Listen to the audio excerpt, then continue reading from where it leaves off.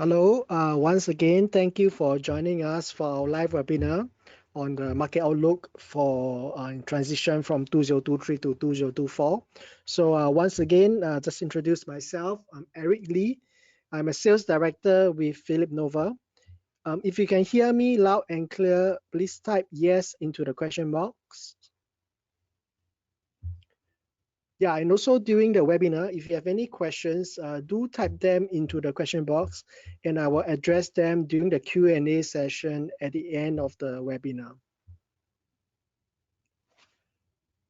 Great, looks like everyone can hear me clearly.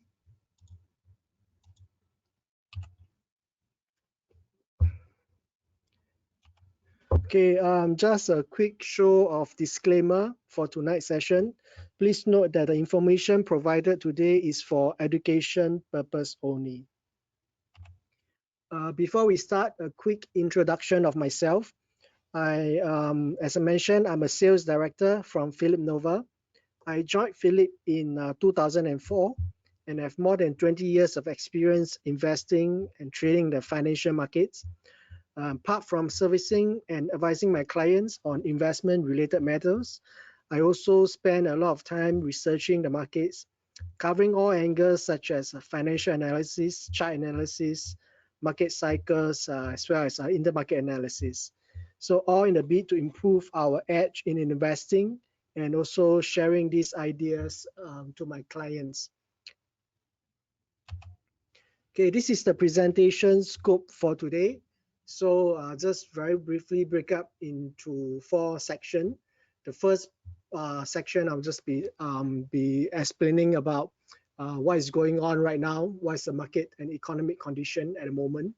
And our second session I'll be describing and sharing with you some of the tools that I'm using on a daily basis in my analysis of the market. And then lastly is an investment outlook, and we just be using those tools that I've shared that to explain to you what do I think of the market going forward, at least for the next maybe 3 to 6 months. Okay, and then lastly, before we end, just allow me to share with you some of the services I provide, and also I'll be answering any of your questions at the end of the webinar. So as I mentioned just now, please feel free to type in your questions into the question box if you have any. Okay, so let's begin. Understanding the market landscape so far, right? So to understand the market, we really need to look at some economic data and some charts to be able to explain to you what's going on. Of course, this is not something new for those of us who are following the market, or even by just watching the news or reading the papers, you have been aware of what's going on and what is really affecting the market sentiment. So of course, the big thing that is happening to us last year and a big part of this year, even up to now, is of course inflation, right? Almost every other day you hear about this news about some official statements from the government or from the central bankers telling us about what's going on, the inflation, and how the interest rate have to be adjusted in order to fight that. So, and on the chart here, you will see the blue line is inflation on the yearly inflation of the US economy, and then the black line is S&P 500 index. So over the course of like the past 50 years, since the 1970s until now, of course, on and off, we will have inflation that will spike up as what we have experienced in 2022. And 2022 has also been many a times been explained or being proclaimed as the great inflation that the world is going through, other than the period that we went through back in 1970s, right? So, but you can see that I've plotted out on the chart the dotted line in purple. So that is actually to mark off the point whereby the inflation is above 5%. So whenever the blue line goes above the purple dotted lines, that means that inflation has gone above 5%. Because when inflation is below 5%, Sometimes it may go up, sometimes it may come down. So it's not, those fluctuation really doesn't affect the market or the economy much. It's only when it's sustaining at a high level for a prolonged period of time, and that really worries the investors and worries the governments. So, and the orange dotted line at the bottom is where inflation is at 2%. So that is the target level that the Fed chairman Jerome Powell has constantly reminded us that the level that he's targeting for the inflation to reach before he will maybe ease up on the interest rate, right? So one thing I want to point out to you is that every time you can see when the inflation peaks and then start to bottom, right? It is always there's also during that period of time you will see that the stock market, as represented by the S&P 500, performing, right? So I've marked out with the arrows in 1975 when it is, right? That's when the S&P 500 experienced a bull run. 1980s as well, a bull run. 1990s, it went above 5% briefly, and then it reversed, come back down below 5%. Also, we experienced a bull run in the stock market. And then in the 2008, after the great financial crisis, the inflation also broke up above the 5% mark briefly, and then it eased down. And we also experienced a bull market in the S&P 500. So what happened now, right? In 2022, inflation actually has topped in June last year, 2022. And then after that, maybe about 3 months later, you see the S&P back in October also bottomed, and then from then until now, it has gone up slightly. So as the inflation continues to ease, right, I think that's with expectation that S&P 500 or the stock market as a whole will also continue to do well, right? Of course, we are on the watch out. If it goes back up above 5% again, then that will be sort of a danger for the investors to watch out for. So right now at this moment, inflation is at 3.7% as of September 2023. Okay, right, but the Fed is not really looking at this inflation number, because for inflation, they actually, what I've shown you just now, 3.7% is what we call the what they call as the inflation, but the Fed is actually looking at the core inflation. Core inflation meaning that they exclude food and energy from the calculation, because food and energy is deemed to be volatile. It will be affected by the market supply and demand. So by removing that, they will actually give a more stabilized reading. So at the blue line you see here is the core inflation. So this core inflation as of September is at 4.1%. So it is still like 2 percentage points above the Fed target of 2%. Okay, but the red line here that I'm showing is the core inflation and exclude shelter. Shelter meaning referring to the rental inflation. So if we exclude the rental inflation out of the core inflation, the inflation number for this particular data set is then at 2%. 2% is actually right at what the Fed is targeting. So so we can see from here that rental actually represent a very big portion of this inflation number, right? So it's actually about 45%, almost half of the core inflation composite comes from rental. So this chart here shows the rental inflation by itself. So the rental inflation, it has been rising very sharply in 2021 and 2022, and only started easing early this year, maybe about March or April this year. So that it start to top up and then ease up a little bit. But even then, the rental inflation is still pretty high at 7.4% per annum, right? But the thing about this rental inflation is that the data collected is actually very delayed. So the actual rental in US is actually much lower. I'll show you what I mean by that. Okay, this is a comparison between Zillow rent index and the US rental inflation that I've shown you just now. So the US rental inflation as shown is at about 7% plus a bit in September. But the Zillow observed rent index is actually at 3.2%. So, and the red line here is actually the Zillow rental index, right? So it has peaked much earlier, like almost in the early part of 2022, when the Fed started to raise the interest rate. That's the point in time whereby it peaks out and it start falling. And you can see that prior to 2020, this Zillow rent index actually tracks the rental inflation very closely, right? And what is Zillow? Zillow is actually something like our property guru, right?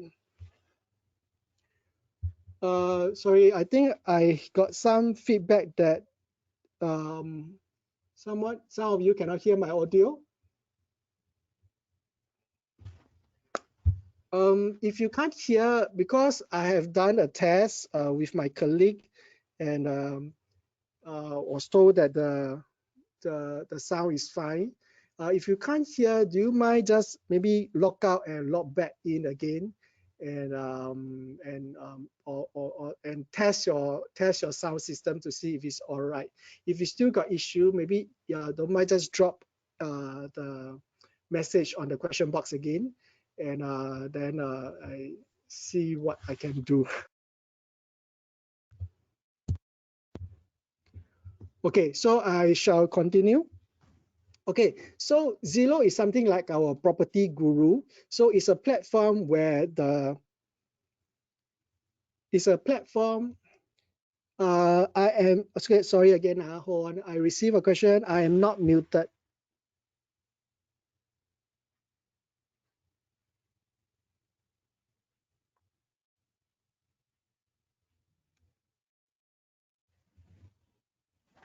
Okay, so Zillow is something like our property guru. So it's a platform where the US residents they can actually post up over there, or if their units, if they want to rent it out, and people can also go to the platform to look for houses to buy or to rent. So they actually compound this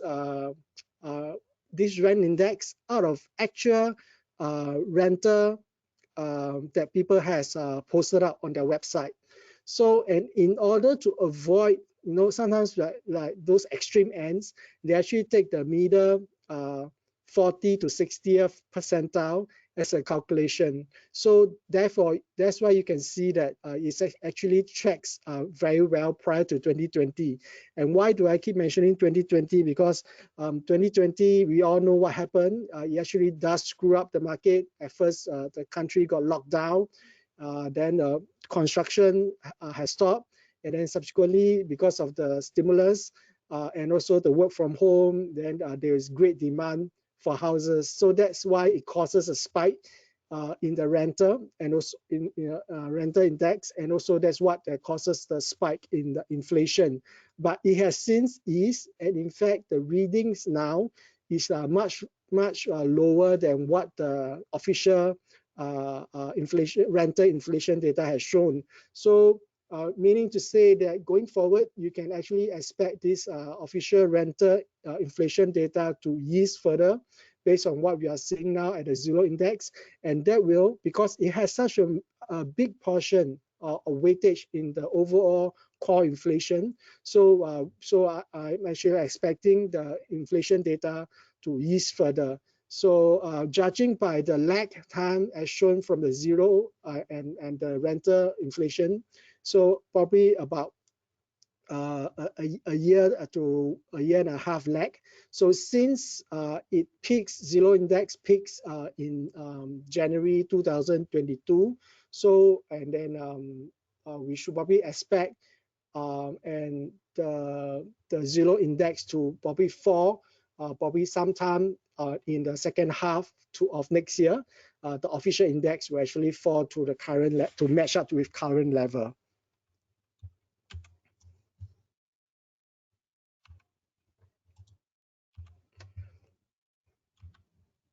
Okay, so next is this interesting data called the US recession probabilities. So you can actually search for it under Google. You just Google for US recession probabilities. This is actually it's a recession model being provided by the US Federal Reserve. So by using various data points, they actually calculated the probability that the US will get into recession. And it's actually pretty accurate because you can see the gray color line as shown actually the period of time that the US falls into recessions. And every time this blue line spikes up, this blue line is the recession probabilities as calculated, right? Then you'll be followed by the US recession. And even for investors, yeah, even though we are investing in shares, investing in the index, it's very important for us to know when the recession is coming soon, because usually during recession time is a period of time whereby you will see that the stock markets will actually fall by a lot, right? So as shown in the year 2000 during the dot-com bubble, and the year 2008 during the great financial crisis, and also during the 2020 this COVID-19 crisis, there's also the recession period, even though it's a very short period of time, but we do see that this index do spike up, and then was followed by recession. So based on this index, the recession probability is at 0.2, so it's actually pretty low. So in that sense, we can based on what we are seeing here, there seems to be no risk of recession for the US at the moment. Okay, next look at unemployment rate. Unemployment rate for US is also trading at a multi-year low. So after hitting below 3.5, it did went up a little bit, and currently the last reading is at 3.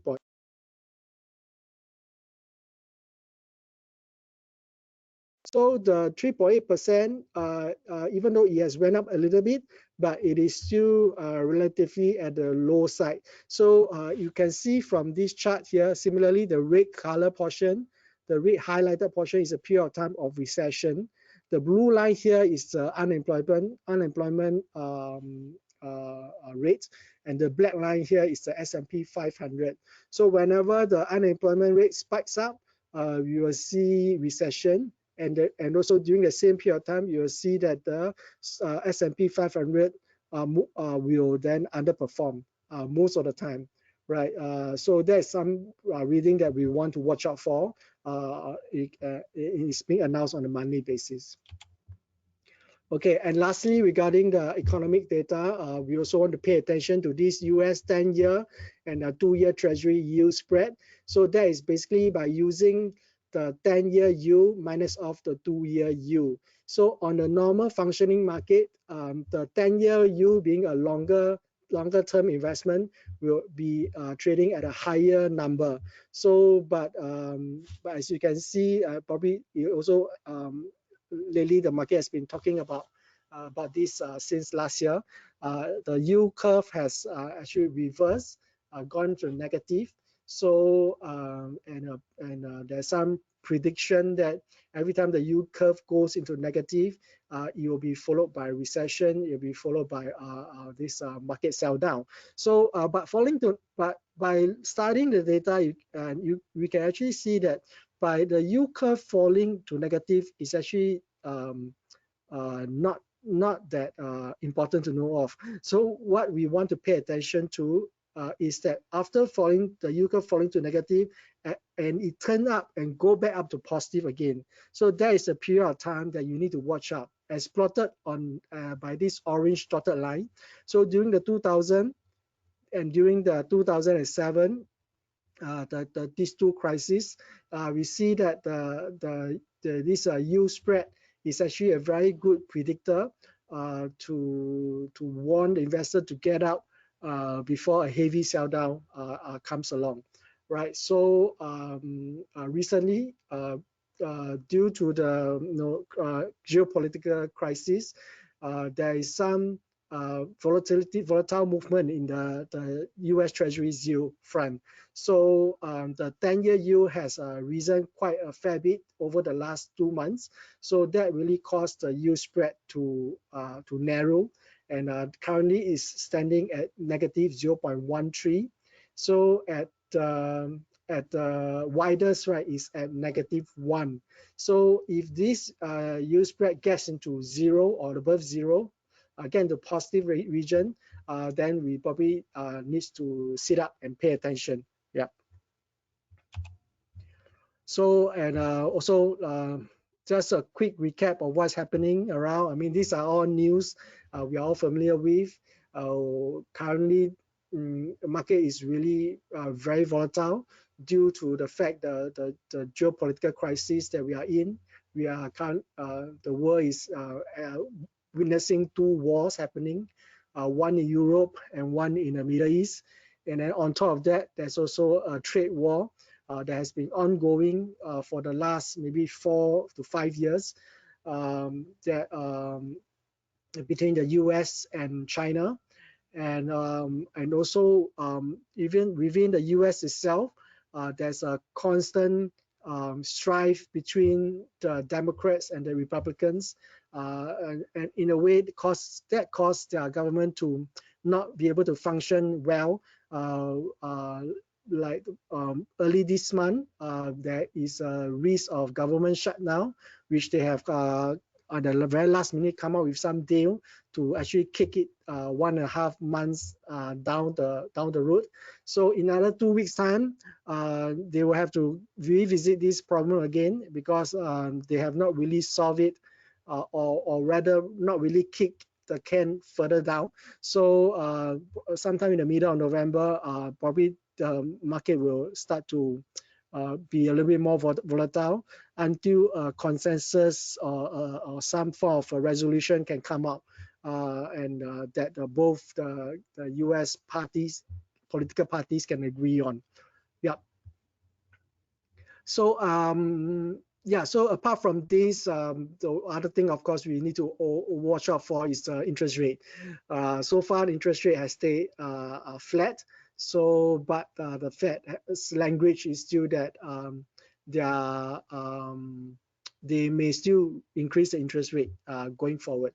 So it's still very unsure at the moment. So these are just some of the political and geopolitical things that we need to watch out for. Right. So next, I want to go on to the financial tools for market analysis.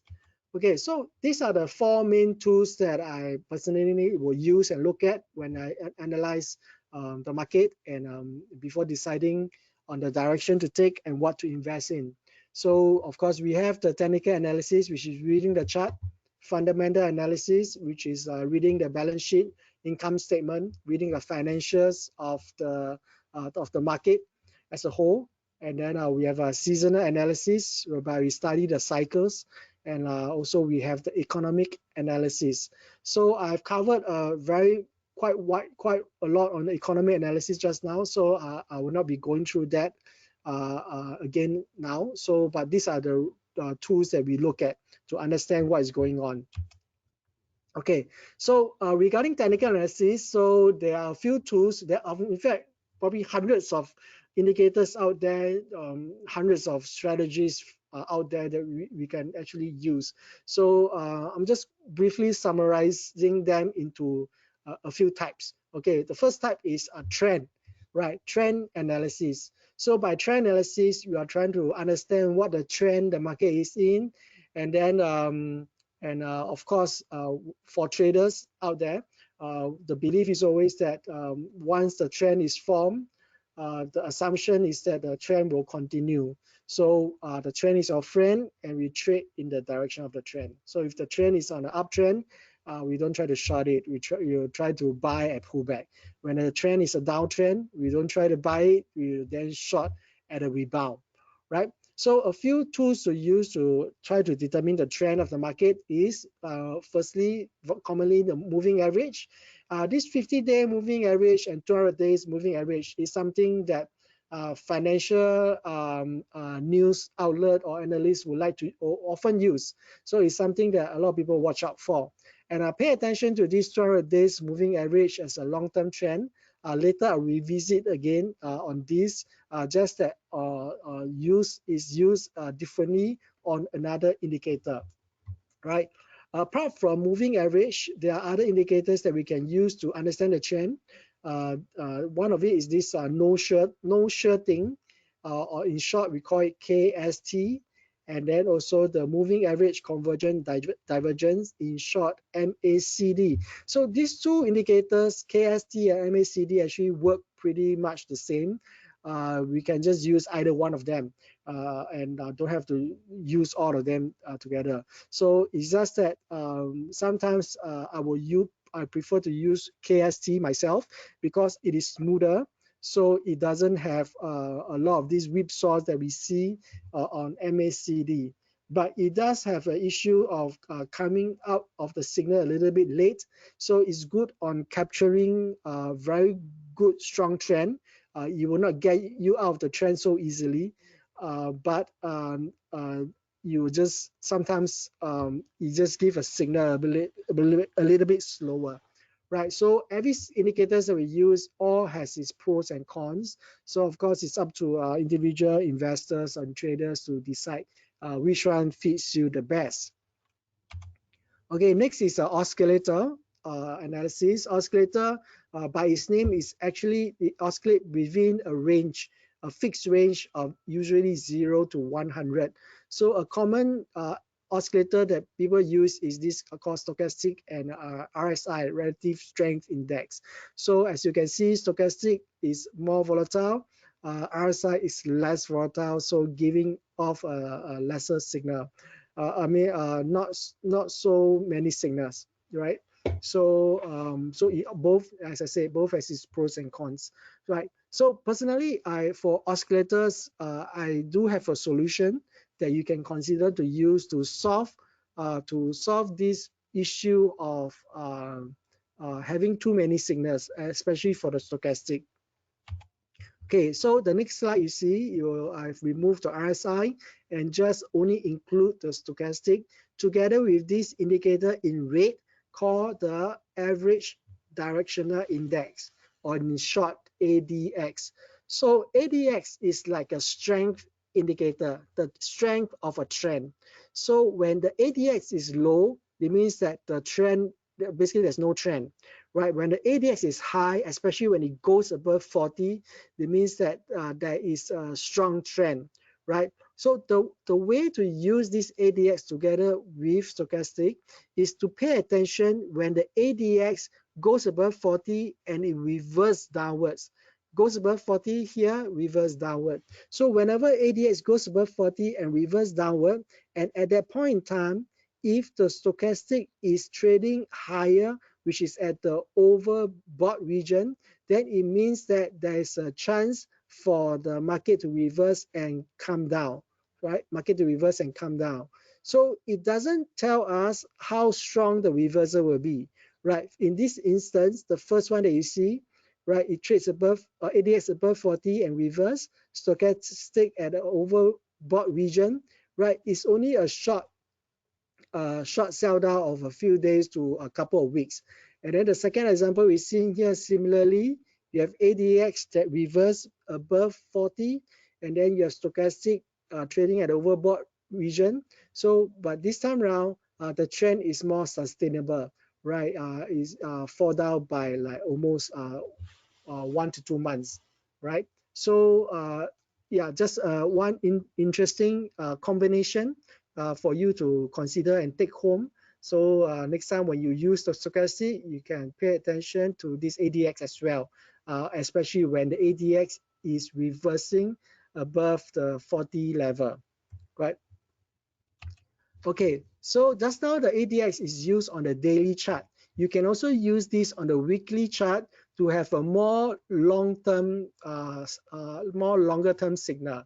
So so you won't get as many signal here because it's on the weekly chart, but you can see the move that it make is a little bit more sustainable. substantial. I mean, because every single bar represents 1 week. So for example, here on the July, when it bottoms up, the moment the signal is given, it actually went up by about 4 to 6 weeks of move, right? And also the recent downtrend started in July 2023. So and since now we are still in the midst of a downtrend. So from then until now is almost 3 months. So yeah, so this is an interesting indicator for you to also to use on the weekly chart. So the way I use it is usually when I'm trading on a daily chart, I will pay attention to the weekly chart, ADX and stochastic. But if I'm trading on an intraday chart of say an hourly or 4-hourly chart, I will then pay attention to the daily ADX and stochastic reading. Okay, next group of indicators is called market breadth. Market breadth is actually indicators to measure the strength of the market in general, right? So the strength of, let's say, of the E-mini S&P in this case. So for this, there's a few market breadth, but this tool that I like to use, easily available in a lot of charting software, especially the ADL, Advanced Decline Line.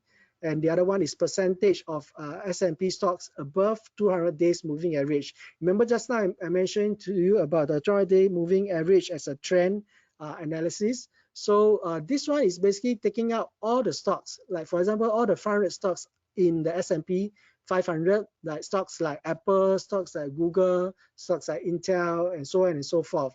So every one of them will be trading in their own chart, either trading above or below their own 200 days moving average.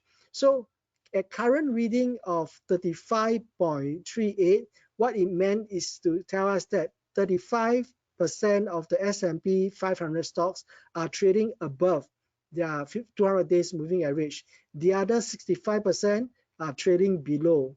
So as we can tell from the trend, is from the trend analysis wise, using 200 days moving average, if the price chart is trading above the 200-day moving average, it is deemed to be in an uptrend, and so then assume an assumption that the uptrend will continue.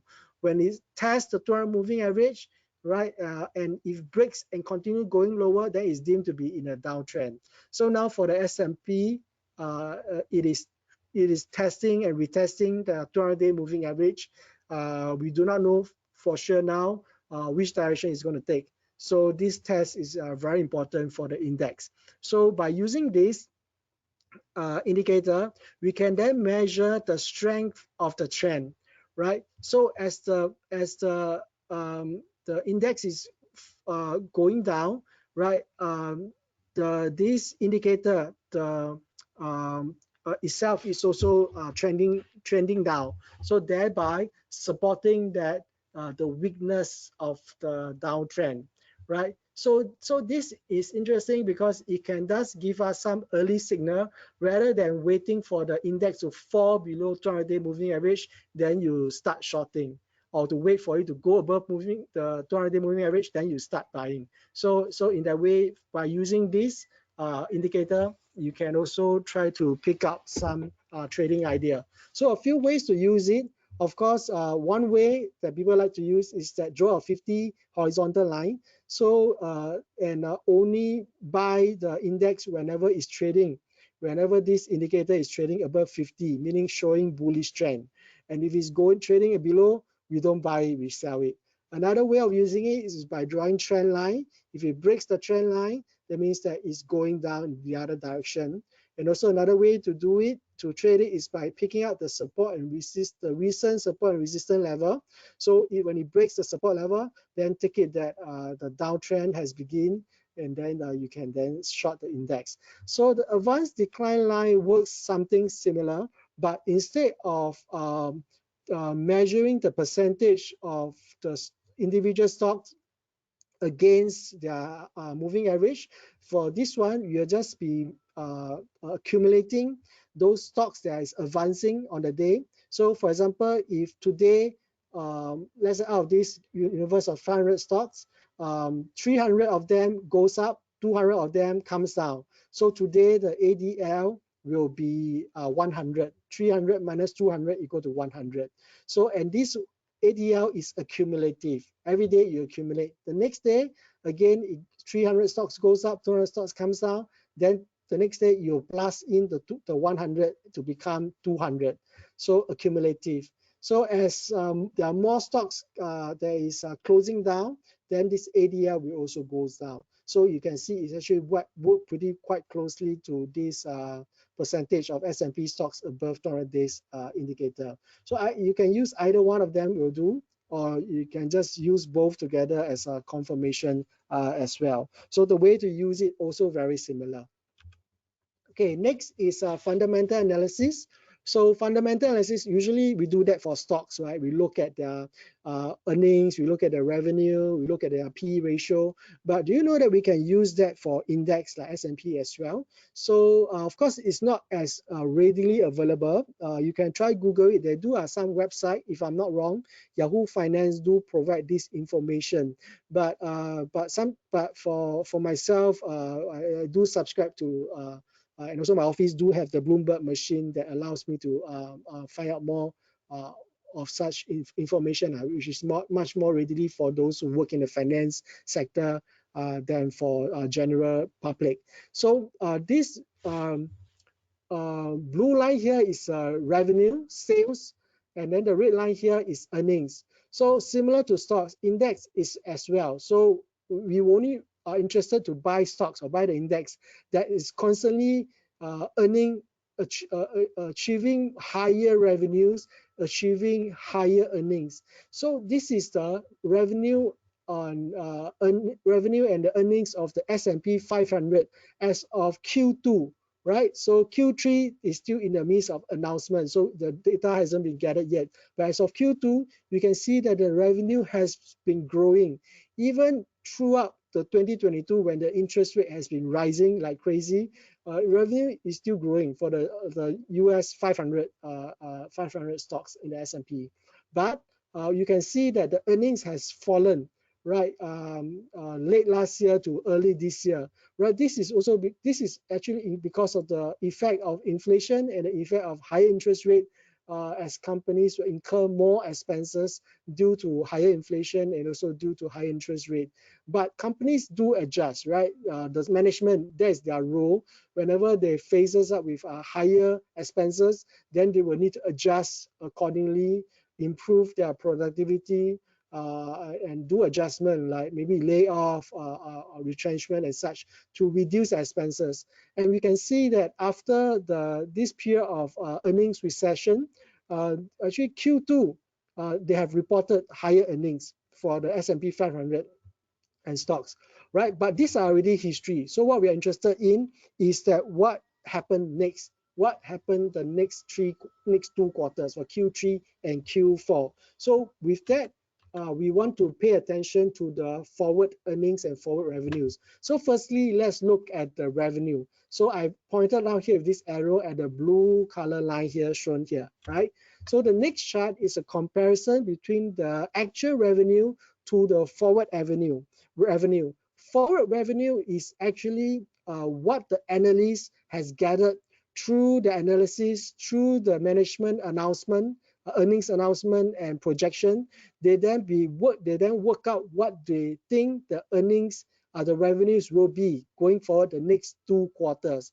You can see that over the past 20 years, this red line and the blue line tracks very closely. So the analyst projections in terms of the forward revenue is actually pretty accurate. Of course, the actual figure will be much more volatile, but all in all, the direction stays the same. So we can see that from now for the next 2 quarters, the projection is for revenue to increase higher. So and very much likely so. Now we are in the Q3 earnings announcement. So far, about 70% of those companies that announce earnings have actually beat expectation. So it's very much expected for the revenue of the S&P 500 to actually improve. So next, we pay attention to the earnings, which is the one in red line.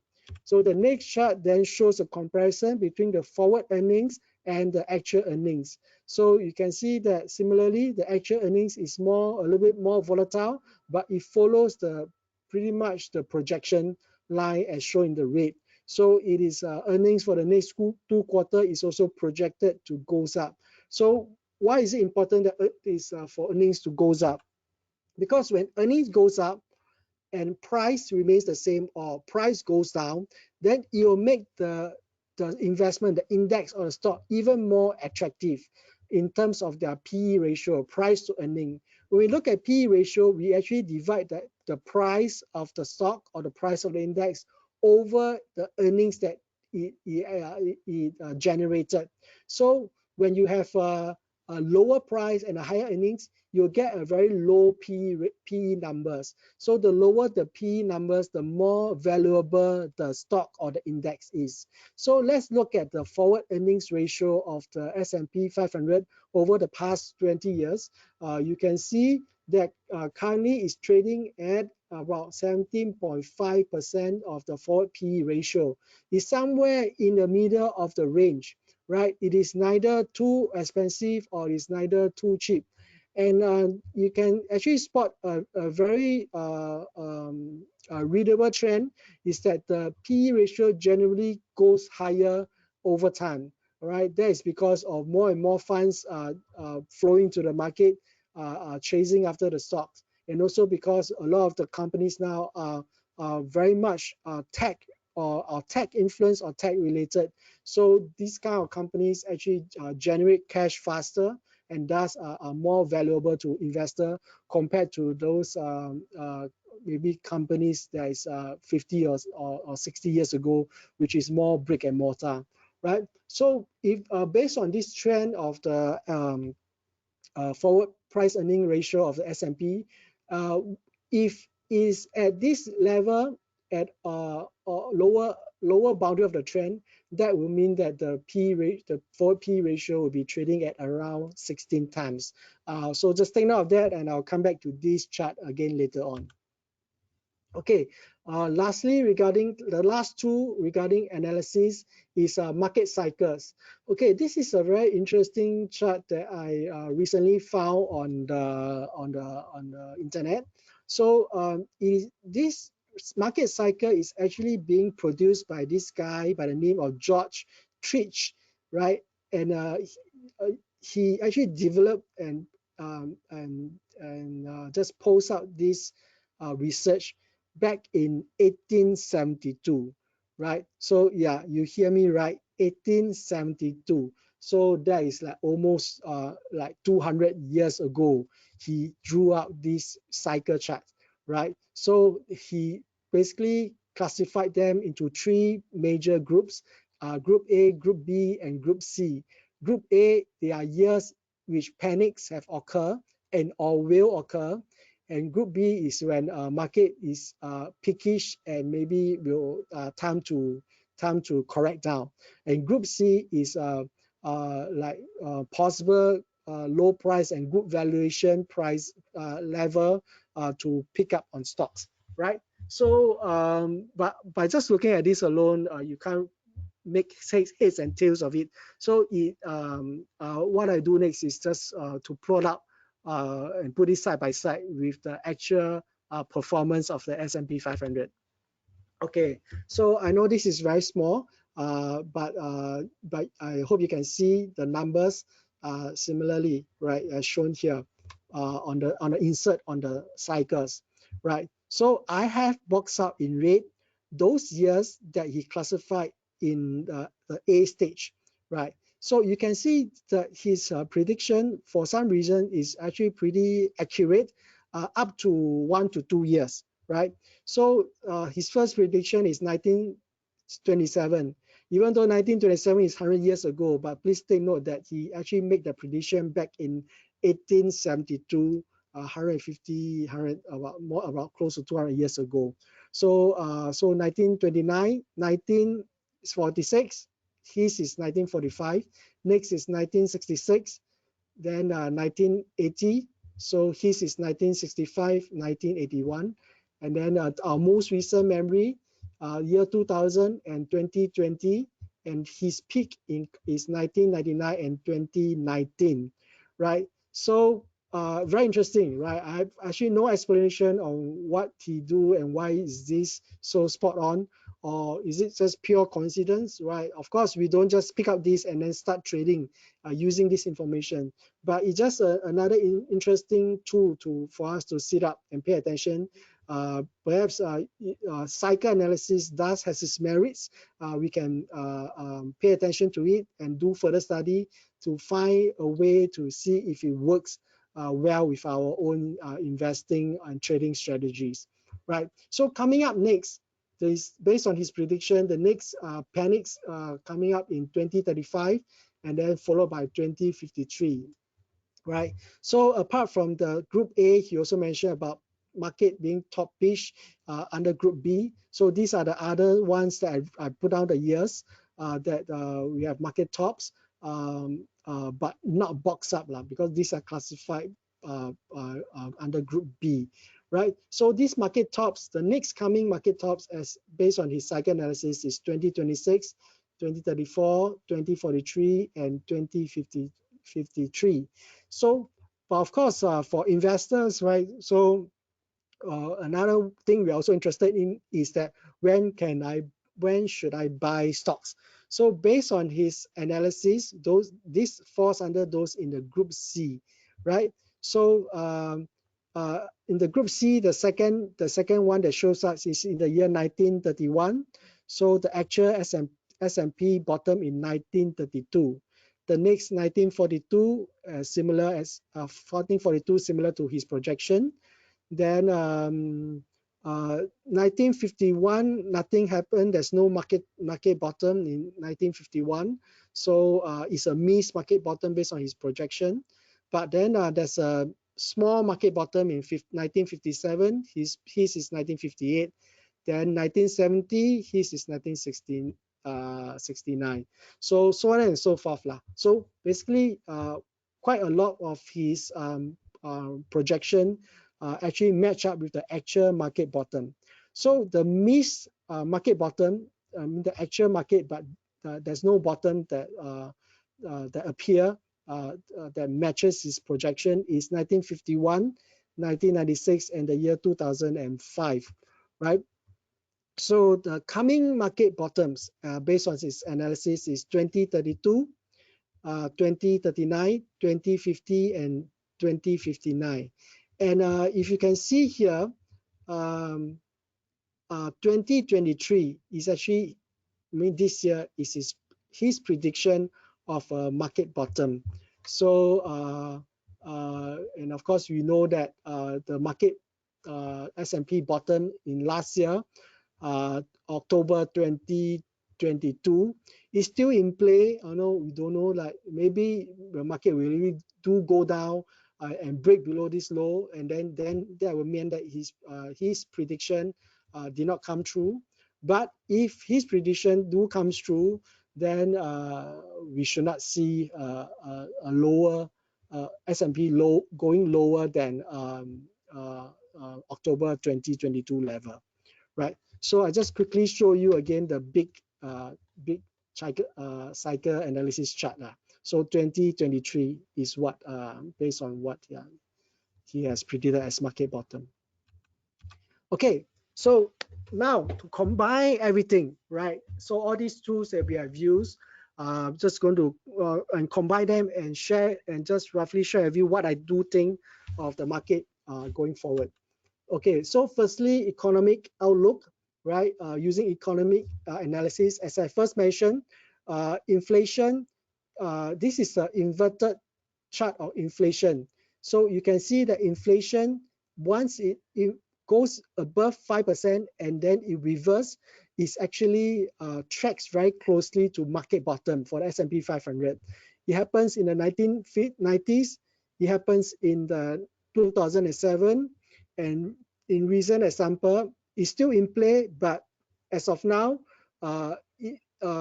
we can see that the bottom, the top of the inflation last year matches with the bottom of the stock market in October 2022.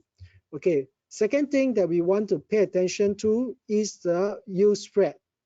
Okay, but yield spread, you can see that it is not as foolproof, right? So whenever a few times when it goes above from negative to positive region, is met with market bottom, right? But there's also a few times that it didn't, right? It goes up and then it was like ding dong here for a while before it finally the crash finally happened. So as a tool itself, it's interesting to pay attention to it, to take note of it, but not really very useful. What I do like to use is actually the recession probabilities index, right, as being provided by the Fed, right? So based on this model, whenever this recession probabilities goes to above 10%, right, you can see that out of since 1990, like almost every time it goes above, except for this short time in 2006, the other 4 times it goes above, right, is a very good predictory indicator for recession and also for market sell down. So as can be seen here with the dotted line and the chart of S&P 500. So and currently the recession probability numbers is at 0.2%. So I'll be watching out for these numbers. It comes out on a monthly basis. So whenever it goes above 10%, I mean, I will alert my own clients. But for you, those who are not my clients, you can also Google this and pay attention to this. Yeah. Okay. Also, again, regarding inflation, my view is that it will continue to normalize as being shown based on the correlation that it has with zero rent index and the rental inflation having such a heavy weightage on the overall core inflation numbers. So I do think that going forward, the next 6 months, we will see that the inflation numbers continue to drop lower over the next 6 to 12 months. Okay, and the next thing is that this is a very interesting data to take note of regarding the margin debt. So this is basically the percentage of the margin debt the US investor has as compared to the S&P market cap, 500 market cap. So as you can know, the higher the debt level, the riskier it is, because whenever there's a margin call, there's a market sell down, they will cause a domino effect. You know, as seen during the 2000 and the 2007 period, whereby the margin debt is a very high level, right? That's why during these 2 periods, why the stock market actually dropped so much and so fast is really because the margin debt as a percentage of the market cap of the S&P 500 is very high, right? So whenever sell down happen, you trigger margin call and trigger more selling, right? So but now the margin debt is actually at a pretty low level. It doesn't mean that there will be no recession. It doesn't mean that there will be no sell down, but it just means that it just gives us a more peace of mind, knowing that there will not be those domino effect caused by this margin debt or margin call issue. And then also regarding the valuation of the S&P 500, the forward P ratio now is at 17.5. So as I mentioned, at the lower boundary here of the range is around somewhere around 16 times. So if ever the S&P comes down to 3,800 points, that will equate to the forward P ratio of 16 times. So it actually forms a pretty good support or support region. So it actually do offer a good opportunity for a long-term investor to pick up this S&P 500 or some of the S&P 500 stocks, the blue chip stocks, whenever the valuation falls to this level. And also I mentioned that based on the projection, actual result, the revenue and earnings has grown. Based on forward earnings and forward revenue projection, it is also still projected to grow, right? So that will also help the valuation ratio to be more attractive. Okay, so regarding cycles, a few things to just share with you. Okay, is this thing called the October effect. Okay, you can notice that over the last 10 to 15 years, right, this October effect actually October is actually pretty a bullish month for the S&P 500. The index or the US stock market as a whole generally goes up in October, and even not just October, but November and December. Basically, their year-end period is a pretty bullish period for the S&P market. So over the past 15 years, there's only 1 year, which is 2018, whereby October there's a drop in the share price of the index in October and also in the year-end period. Other than that, all the other years, you can see that October is actually a bullish time, November is a bullish time, and also sometimes December is also up to December is bullish for the index. So this is actually pretty positive for the US market. So now we are still in October. The index is trading at or near its low, right? But you can see that it doesn't mean that October has to be bullish. Sometimes you have a down month for October, but then you follow by a bullish reversal for November. So I'm still looking forward for a year-end rally in this case for the S&P 500. So another thing is this study that I've done regarding the Santa Claus rally. So there's this, I think if you go and Google about this, there's this articles or website that will mention about this thing. So that there is this predominant seasonal trend of the US market being bullish towards the year end.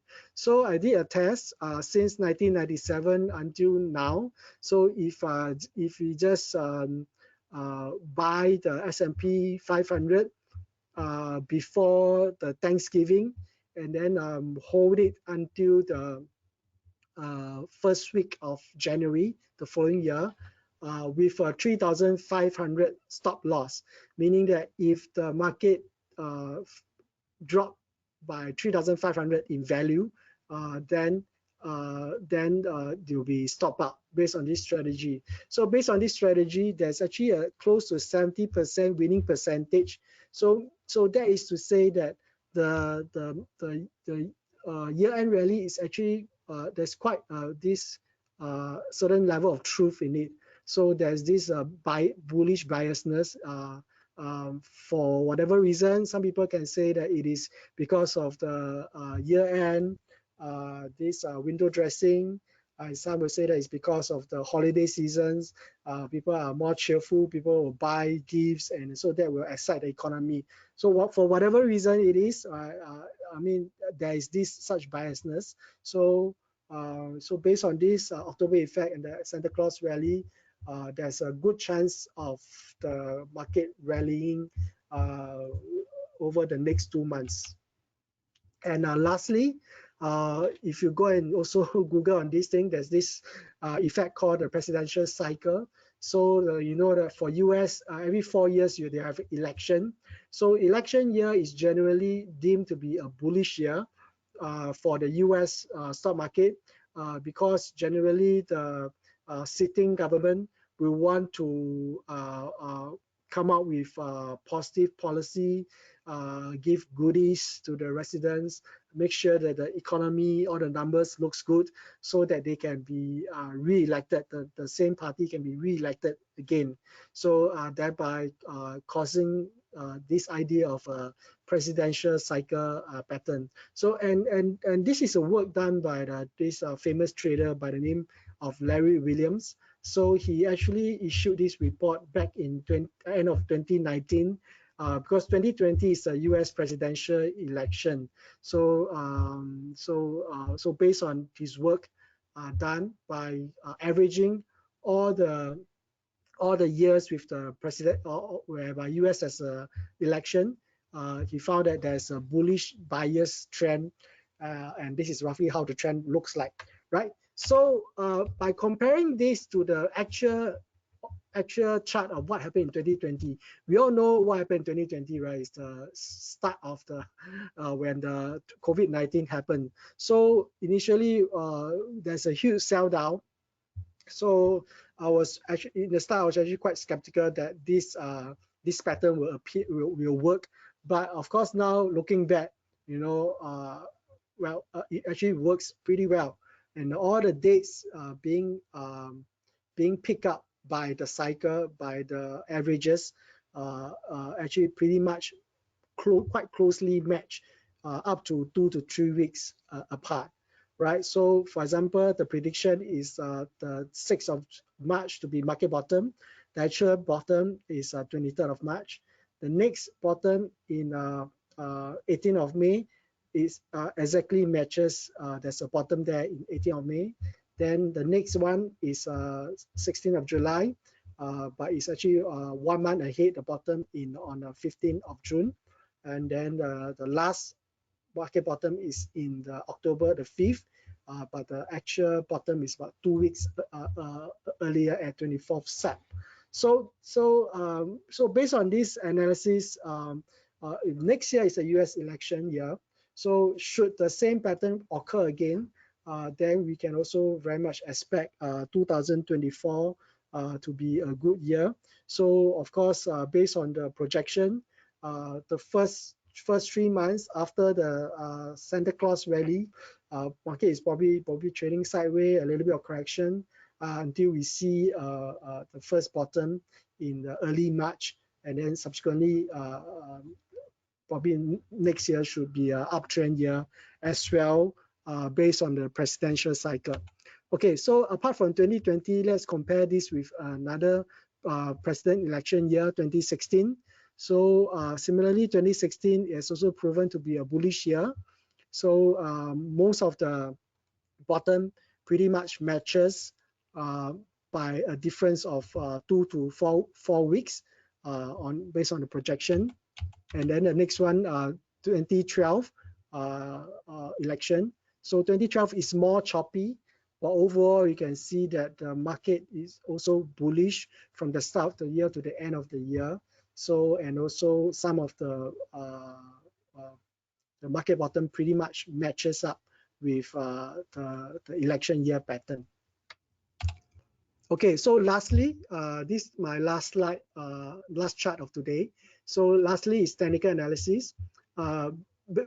Based on what I mentioned just now, the percentage of S&P 500 stocks above 200-day moving average, the advanced decline line. So both are pointing down. So the market is still very much trading weekly, quite weak on the downside. But the good news is that ADX and stochastic is starting to come into the level whereby it can offer potential reversal pattern. The ADX had traded above 40, and then the stochastic is at oversold region.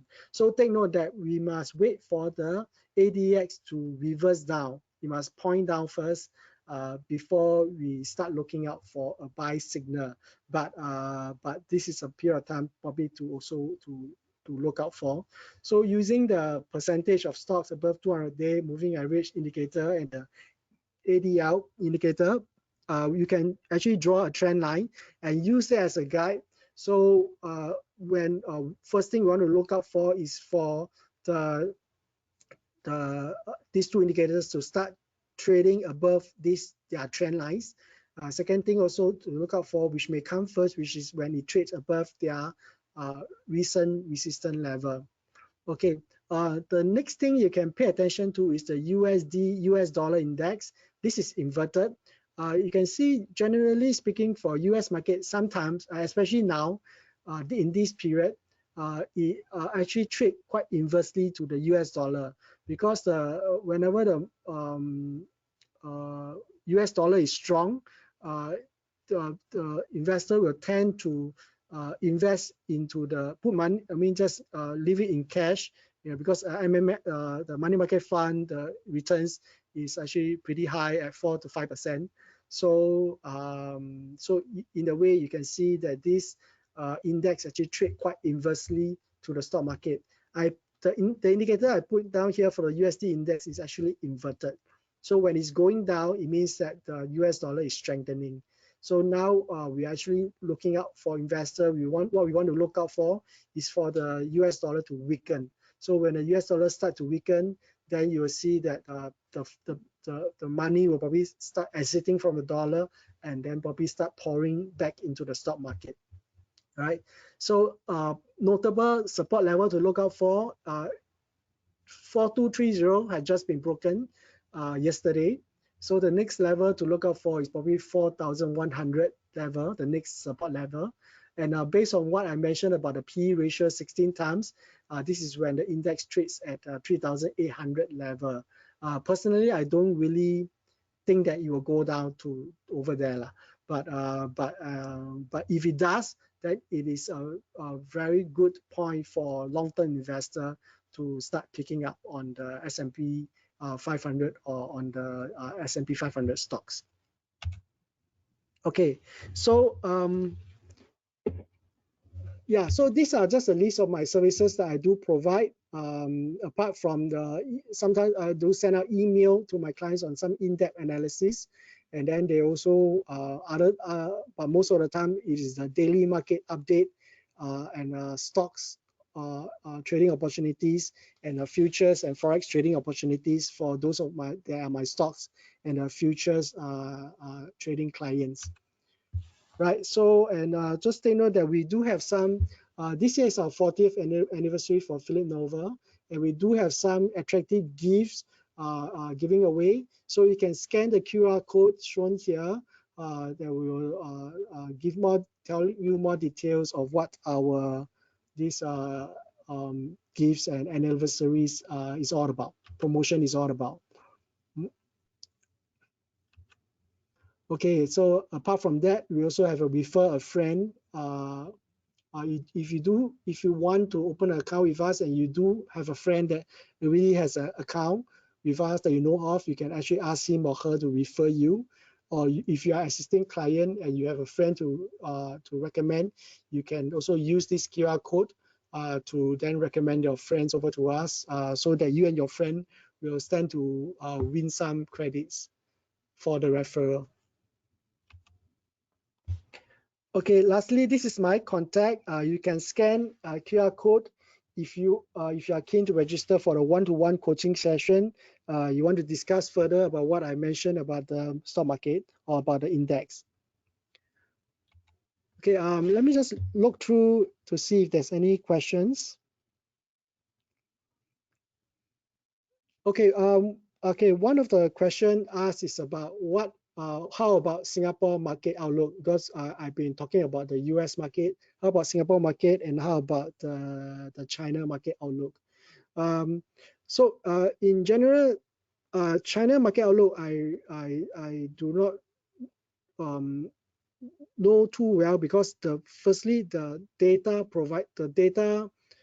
is not as readily available as the US market, and secondly, regarding China itself, very much actually hinges on the government policy on what the Chinese government decide to do, and also regarding their debt issue, that is something that is quite a headache to a lot of international investors.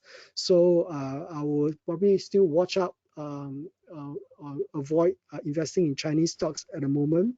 But what I do find interesting is investing in the index or ETF, or maybe trading the futures index, because I do think that in the mid to long term basis, China market will still continue to grow. It will still continue to be a very important market for us to invest in. As for Singapore market, we are a small economy. Our market is very much driven by what's happening internationally, especially what's happening in the US and in China. So that is why a lot of investors will actually pay a lot of attention to what is going on in the US market, because that will also give us a clue what we should look out for the Singapore market, right? So the good thing about the Singapore market is our strong currency, so that actually do attract certain international investors, and also for a lot of Singapore investors, Singapore stocks do has its advantage in terms of the dividend. We do not have any dividend tax, so is at the right opportunity.